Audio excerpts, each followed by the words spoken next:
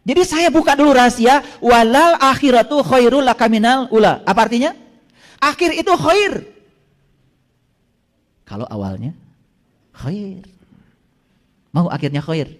Yuk sekarang, jangan menciptakan sebab buruk. Ciptakan sebab baik, akhirnya pasti baik. Itu yang dimaksud dengan walal akhiratu khairul laka minal ula. Itu jeleknya saya itu. Kalau ada yang meninggal, saya itu tahu dia pulang atau tidak. Muter-muter aja di sekitar tubuhnya. Allah dan Rasulnya sudah kembali. Nurullah, Nur Muhammad sudah kembali. Tapi nur insannya terperangkap di tubuhnya sendiri. Aduh, kalau menyaksikan itu tuh. Dan nanti kalau tubuhnya sudah hancur. Karena dia ditinggalkan oleh Allah dan Rasulnya. Dia tidak tahu Allah dan Rasulnya. Sepanjang hidupnya itu syahadatnya bohong. Tidak sempurna syahadat. Bersaksi tetapi tidak menyaksikan. Padahal ini cuma istilah. Karena kebetulan istilah ini jarang dipakai di dalam konteks tradisi kita.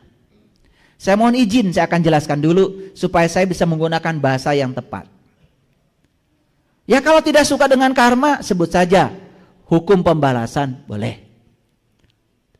Tapi yang saya maksud itu sebetulnya, ya. Kalau saya menggunakan terminologi itu, terima karma yang saya maksud sebagai bentuk tanggung jawab akibat dari hukum sebab akibat. Walal akhiratu khairul laka minal ula. Artinya apa? Akhirat itu lebih bagus daripada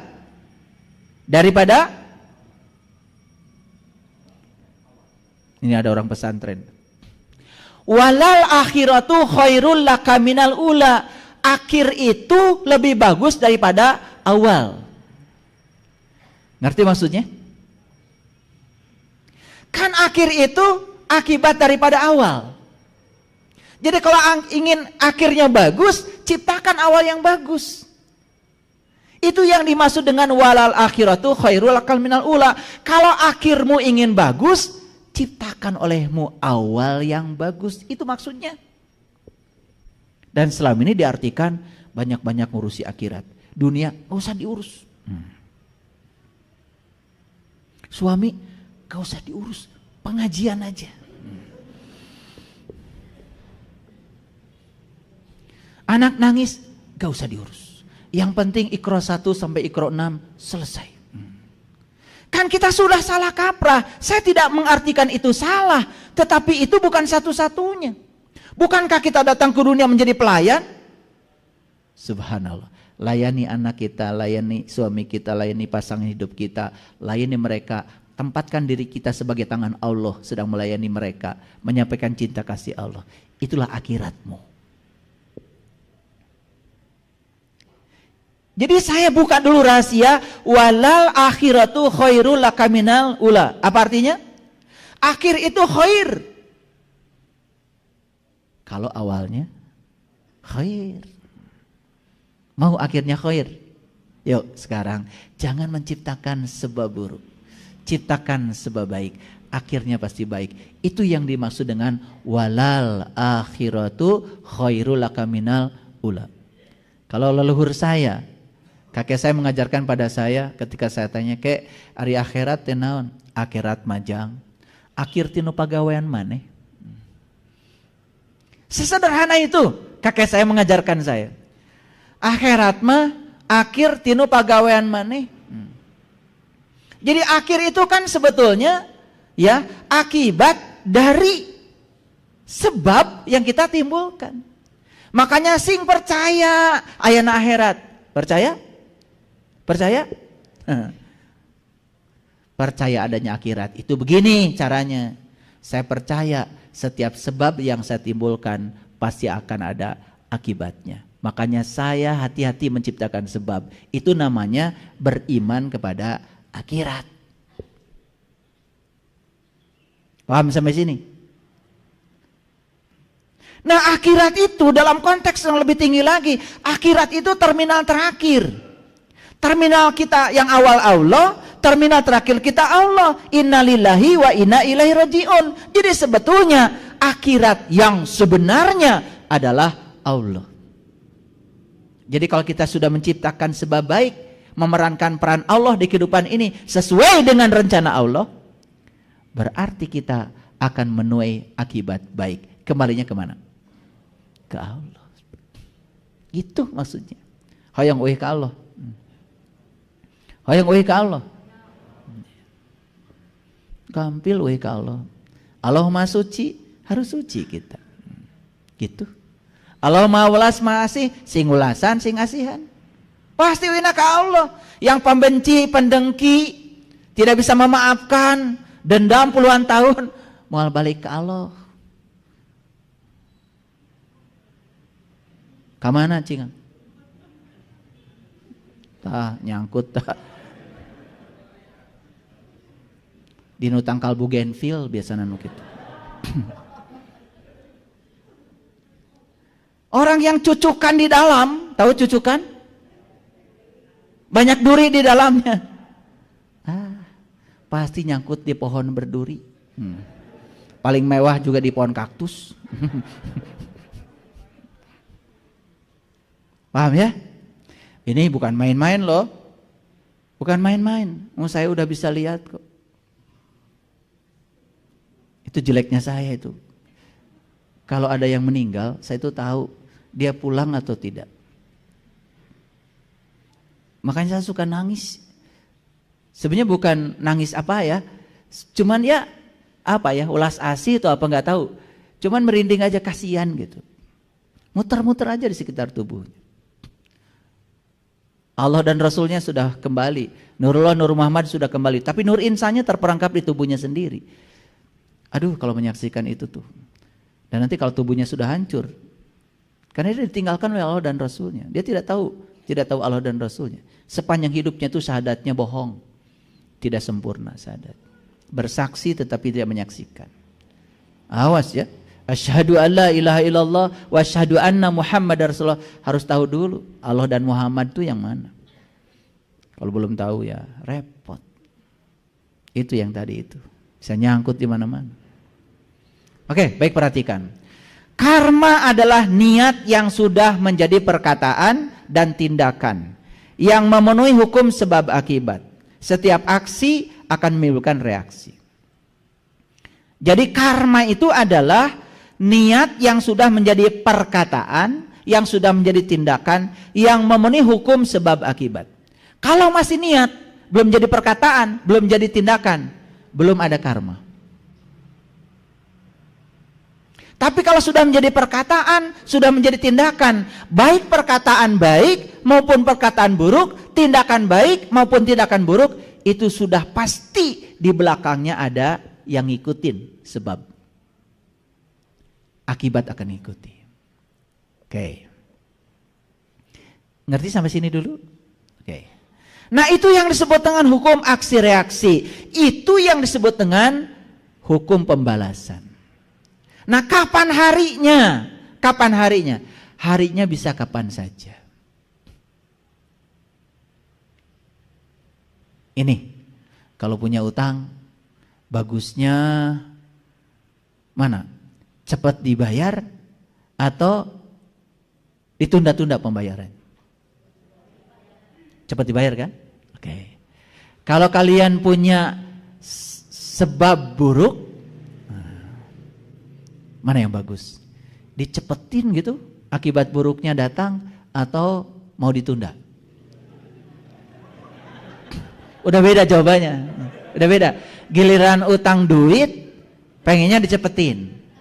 Giliran utang ini kalau bisa ditunda dulu. Nah, kalau ditunda-tunda terus bahayanya utang lama belum kebayar, utang baru diciptakan terus. Lalu kita terus menerus membangun utang. Itu yang akan membuat kita akan terlahir lagi, terlahir lagi, terlahir lagi. Karena semua kita terlahir dan terlahir cuma 3 alasannya. 1, karena utang kita nggak selesai-selesai. 2, karena ada jalan bengkok yang gak pernah diluruskan. Yang ketiga, ada pekerjaan yang gak diselesaikan oleh kita. Itu yang akan membuat kita terus menerus terjebak oleh siklus kehidupan. Makanya tidak bisa inna lillahi wa inna ilaihi rajiun. Kan di Quran dikatakan, kaifa takfuruna billahi wa kuntum amwatan fahyakum, summa yumitukum, summa yuhyikum, summa yumitukum, summa yuhyikum, summa yumitukum, terus begitu. Wa ilaihi turja'un. Jadi sebelum kita bersih, maka kita diberi kesempatan untuk membersihkan diri.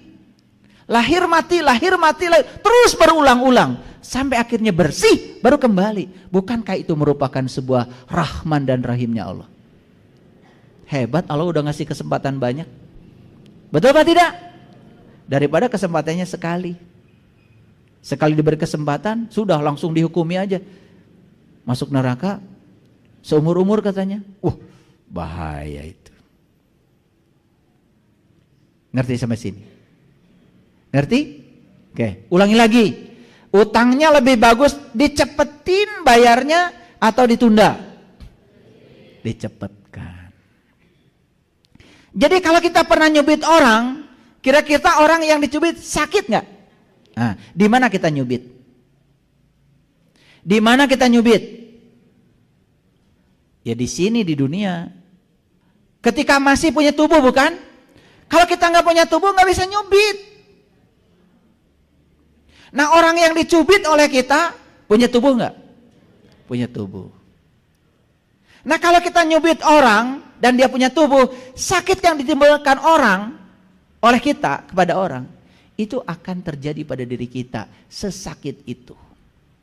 Kalau kita nyubitnya di sini, berarti kita akan dibalasnya di mana? Ya di sini. Selama ini kita mengartikan dibalasnya nanti di sana. Loh, kalau di sana nggak punya tubuh, nggak kerasa cubitannya. Nggak adil dong. Betul apa tidak? Ya. Kalian nipu di mana? Di sini. Balasannya ditipu lagi di mana? Ada yang pernah ditipu? Ya sudah. Terima kasih ya Allah. Aku sudah ditipu. Jangan-jangan karena orang ini pernah aku tipu di kehidupan yang sebelumnya. Tidak mungkin ini terjadi kalau aku tidak melakukannya. Kalau ini cara engkau melunasi utangku, selesai. Terima. Beres kan? Beres kan? Gitu enggak menyikapi ditipu orang?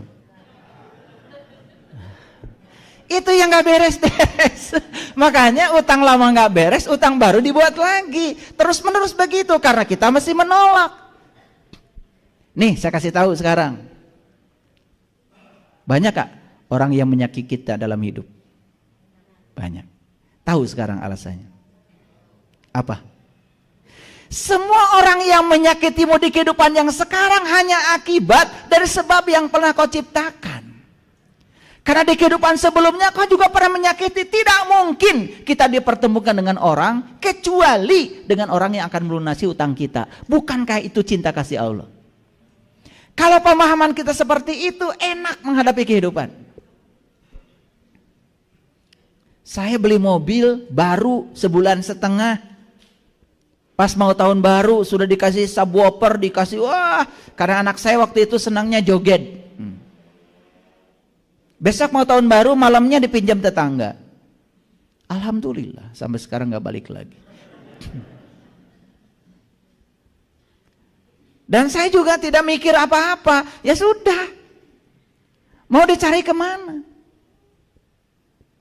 Malah nyari mobil bisa kehilangan 2 mobil. Lebih bagus beli mobil baru kan? Betul apa tidak? Ya saya cuma sadar, jangan-jangan saya di kehidupan dulu pernah penjual mobil orang. Dan mobil itu hilang. Itu aja. Saya sadari semua yang terjadi dalam kehidupan saya hari ini itu adalah pelunasan utang saya dari kehidupan yang sebelumnya. Beres. Itu yang disebut dengan penerimaan. Kalau kita tidak menggunakan konsep ini, sampai kapanpun kita tidak akan bisa menerima. Paham sekarang? Oke, mau dicepetin?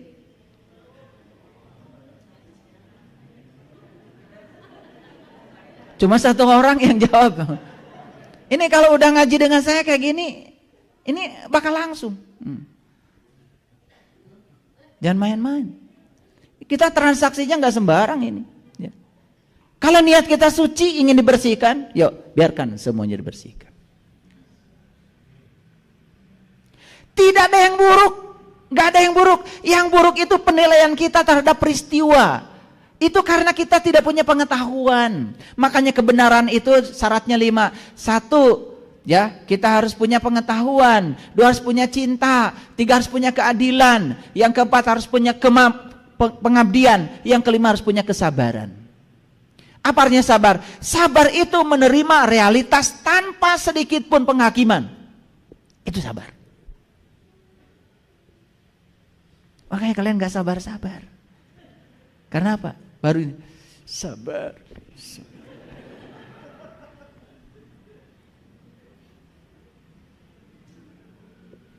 Jadi karma itu apa?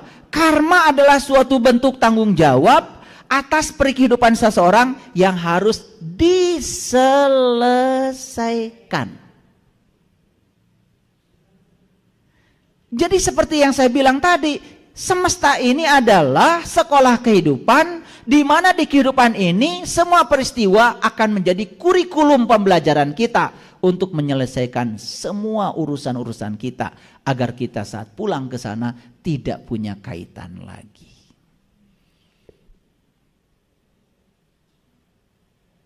Kalau sudut pandang kita seperti ini dipakai, apa yang terjadi? Cara penerimaan kita terhadap apapun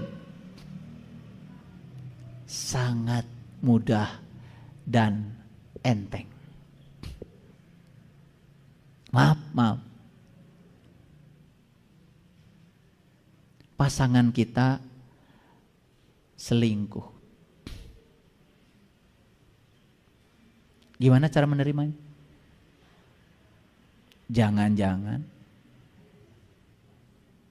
saya dulu pernah hidup bersama dengan dia di peran yang berbeda. Saya pernah selingkuh pada dia dan dia sekarang selingkuhi saya. Ya Allah, kalau ini cara Engkau untuk melunasi utangku, aku terima. Beres gak? Beres. Kosong gak pengadilan agama? Kosong. Laku gak pengacara? Gak. Perlu sogok-sogokan? Gak. Selamat gak anak? Selamat. Tidur bareng lagi? Lebih asik kan? Sesederhana itu sebetulnya. Nah kita ini kalau ada masalah, kemudian fokus kita pada masalah. Masalahnya tambah banyak. Tidak berfokus pada solusi. Coba kalau ada masalah, fokus pada solusi. Gak ada masalah. Karena masalah terbesar kita adalah pikiran kita bermasalah. Silakan. Punya masalah apa? Ketemu saya jadi hilang. Gak ada masalah. Ada yang cerita, ayah katanya saya ditipu orang. Terus masalahnya apa? Masalahnya apa? Bisa jelaskan. Tidak mungkin di alam ini ada namanya hukum tarik menarik, aksi reaksi. Tidak mungkin dia datang tiba-tiba menipu kamu kalau tidak ditarik oleh datamu sendiri. Datamu yang telah menarik. Kenapa orang itu yang hadir kepada kamu bukan orang yang lain? Tidak mungkin kalau tidak ada ikatan karma. Gak mungkin bisa menipu kamu. Gak mungkin. Oh, jadi dia diutus oleh semesta untuk melunasi utang. Yes. Sekarang masalahnya apa? Gak ada. Nah, yang bermasalah itu pikiranmu. Betul apa tidak? Sesederhana itu sebetulnya. Itu namanya menyelesaikan masalah berbasis solusi. Oke, supaya ngajinya benar pakai ayat. Karena kalau nggak pakai ayat nanti disangka saya ngarang. Yuk kita baca ayat ini, ya. Auzubillahi minasyaitonirrajim. Bismillahirrahmanirrahim. Ini surat Yunus, surat ke-10 ayat yang keempat. Ilaihi marji'ukum jami'a. Kepada Allah lah semuanya akan kembali. Semuanya akan kembali pada Allah. Ilaihi marji'ukum jami'a. Semua akan kembali kepada Allah. Tetapi cara kembalinya, waktu kembalinya itu yang berbeda. Tergantung kapan kita mau balik. Allah sudah jelas mengatakan, aku ya tidak bisa disentuh kecuali orang-orang yang suci. La yamassu ilal mutahharun. Jadi kalau ingin kembali kepada yang maha suci, syaratnya harus suci. Sudah tahu cara menyucikan diri? Sederhana kok. Terima semua kenyataan hidup apa adanya. Dan yakini itu adalah semesta sedang menyucikan diri kita dengan caranya sendiri. Suci langsung.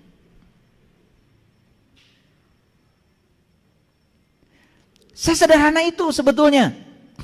Ya. Yuk, kita baca bahasa Indonesianya aja karena takut nggak ngerti bahasa Arab. Hanya kepada Allah lah kamu semuanya akan dikembalikan. Setuju? Setuju? Mau kembali pada Allah? Mau. Karena kita berasal dari Allah, harus kembali kepada Allah. Syaratnya apa tadi? Syaratnya harus sudah seperti Dia. Nih. Air, kalau gabung dengan air, langsung bersenyawa. Tapi air gabung dengan minyak, tidak bisa bersenyawa. Apakah minyak itu ada airnya? Ada. Tetapi air yang terkotori oleh zat lain. Begitu kotorannya dilepaskan, kan sisanya air. Begitu digabungkan dengan air, baru bisa bersenyawa. Kira-kira begitulah ilmiah. Jadi ruhku ditiupkan oleh Dia kepada kita itu asli, murni, membawa sifat-sifat Dia. Tetapi begitu kita menjalankan tugas di